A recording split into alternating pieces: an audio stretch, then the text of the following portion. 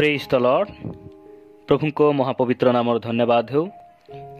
प्रभु ताहांको जीवित वाक्य गोटे नूतन प्रसंग नहीं आपण मान सम्मुख में आसवाई अनुग्रह प्रदान करिसेंती। सेतिपाई मु परमेश्वर को धन्यवाद करे। आपण समस्त को आज सेवा कार्य प्रभु जीशु ख्रीष्ट अति पवित्र बहुमूल्य नाम मु स्वागत जनाए। प्रिय माने आज गोटे छोट प्रसंग उपरे आम अल्प समय कथबार्ता हेबा। आज प्रसंगर शीर्षक है जड़े ख्रीष्ट विश्वासी सत्य साक्ष्य कौन अटे। जड़े ख्रीष्ट विश्वासी सत्य साक्ष्य कौन अटे। यही प्रसंग उपरे अल्प समय आम परमेश्वर वाक्य ठारू कथबार्ता हेबा। आज आम ख्रीष्ट विश्वासी भाव में अनेक थर अनेकों ठारू आमे साक्ष्य शुणीछु। एपरिकी अनेक भाई भौणी माने थांती से माने सभा समिति रे मंडली सम्मुख रे लोक गहली मध्य से माने साक्ष्य देवा पाई भल पाती।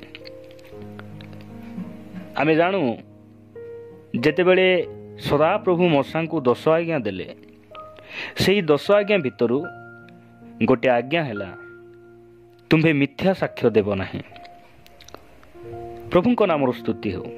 प्रिय माने आज आम परमेश्वर वाक्य ठारू देखिबा जे जड़े विश्वासी सत्य साक्ष्य कौन अटे। यही कल्पना यही चिंता करुथिबा समय रे मु आपण मानकु परमेश्वर वाक्य गोटे अंश पढ़िबा पई चाहे। आमे जोहन लिखित सुसमाचार 5 अध्याय 36 पद जदि आमे पढ़ू एठारे प्रभु जीशु ख्रीष्ट ए प्रकार से कहती, किंतु जहनंकर साक्ष्य अपेक्षा मोहर गुरुत्वर साक्ष्य अच्छी, कारण पिता मते जे जे कार्य समाप्त करने को देइछंती जे समस्त कर्म मु करूअछि पिता मते प्रेरण करियछंती बोली सेही सबु मो विषय रे साक्ष्य देउछि। प्रभु नाम धन्यवाद हो। प्रभु जीशु ख्रीष्टंकर पिंदा अड़ा एई कौनसी एक्टिविटी तांकर साक्ष्य को निरूपण करू नथिला, मात्र ताहांकर कार्य प्रमाणित करुथिला जे सी स्वर्गरु आसी अछंती। ताहांकर कार्य प्रमाणित करुथिला, प्रमाण देउथिला जे सी पितांक ठारू आसी अछंती। आपण जानंती कि जदि आपण जोहन लिखित सुसमाचार 3 अध्याय 2 पद पढ़िबे, निकोदिम प्रभु जीशु ख्रीष्ट को गोटे कथा से कहती। से रात्रि समय जीशु निकट को आसी ताहांकु कहिले, हे गुरु आपण जे ईश्वर ठारू आगत गुरु एहा आंबे माने जानू, कारण आपण एही जो समस्त कार्य करुछंती ईश्वर संगरे नथिले एही सबु केही करि पारे नाही। प्रभु का नाम धन्यवाद हो। प्रभु जीशु ख्रीष्टंकर कार्य ताहांकर साक्ष्य को प्रमाण करुथिला। ताहांकर कार्य ताहांकर परिचय को प्रमाणित करुथिला। सेतिपाई प्रभु जीशु ख्रीष्ट एठारे ताहांको वाक्य द्वारा आमको यह शिखाइबा पाई चाहंती, कहिबा पाई चाहंती। जणे ख्रीष्ट विश्वासी प्रकृत साक्ष्य मुहरे कहिबा नुहे, कार्य अटे।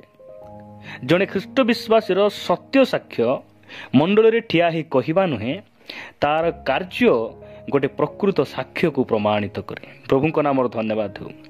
अनेक समय रे अनेक भाई भौणी माने साक्ष्य दियंती, मु परिवर्तन हेई गली, मु परित्राण पाइली, मु मद छाड़ीदेली, मु नाश छाड़ीदेली, एई प्रकार के अनेक कथा कहंती। मात्र परवर्ती समय रे से माने पुणी थरे सेई पाप को फेरी आसंती। प्रिय माने आमे जेते सजई जेते आमे बुद्धिर ज्ञान सहित साक्ष्य देले मध्य आमर साक्ष्य सत्य हेबो नै। जदि जणे आपण को कहिबो मो बापा हेली, ताहले आपण केमिति विश्वास करिवे? तांकर गोटे पुओ को देखि आपण विश्वास करिवे जे ए जणे बापा अटंती, से कहिबा कथाटी प्रकृत अटे। ठीक सही परी प्रिय प्रभु को लोक माने आम जीवन रे मध्य आमे साक्ष्य देवा कहीदेवा यह प्रकृत साक्ष्य नुहे। से आमर कर्म ही आमर साक्ष्य को कौन करे प्रमाणित करे। से ସାକ୍ଷ୍ୟ ଦେବା ପୂର୍ବରୁ ଆମର ପ୍ରକୃତ ସାକ୍ଷ୍ୟ ହେଉଛି ଆମର ପ୍ରତିଦିନର ଦୈନନ୍ଦିନ ଜୀବନ ଅଟେ, ଆମର କାର୍ଯ୍ୟ ଅଟେ, ଆମମାନଙ୍କର ପିନ୍ଧାଅଡ଼ା, ଆମମାନଙ୍କର ଉଠିବା ବସିବା, ଆମମାନଙ୍କର ପରସ୍ପର ମଧ୍ୟରେ କଥାବାର୍ତ୍ତା, ଏହି ସବୁ କାମ ଆମେ ଯେ ଜଣେ ପ୍ରକୃତ ବିଶ୍ୱାସୀ କି ନାହିଁ, ଆମେ ଯେ ଯୀଶୁଙ୍କର ସନ୍ତାନ କି ନାହିଁ, ଏହି ସବୁ କଥା ପ୍ରମାଣିତ କରେ। ସେଥିପାଇଁ ଆସୁ ଆମେ ନିଜକୁ ପ୍ରସ୍ତୁତ ହେବା, ତାହାଙ୍କର ନିକଟରେ ରହି ଆମର କାର୍ଯ୍ୟକୁ ସଜାଡ଼ି ଆମେ ତାଙ୍କର ଜଣେ ଉତ୍ତମ ଶିଷ୍ୟ ହୋଇ ତାଙ୍କ ପଛରେ ଚାଲିବା ପାଇଁ ଶକ୍ତିପ୍ରାପ୍ତ ହେଉ ହେଉ ଆମେ ଆଗକୁ ବଢ଼ିବା। ପ୍ରଭୁ ଏହି ବାକ୍ୟ ଦେଇ ଆମ ସମସ୍ତଙ୍କୁ ଆଶୀର୍ବାଦ କରନ୍ତୁ। ଆମେନ୍।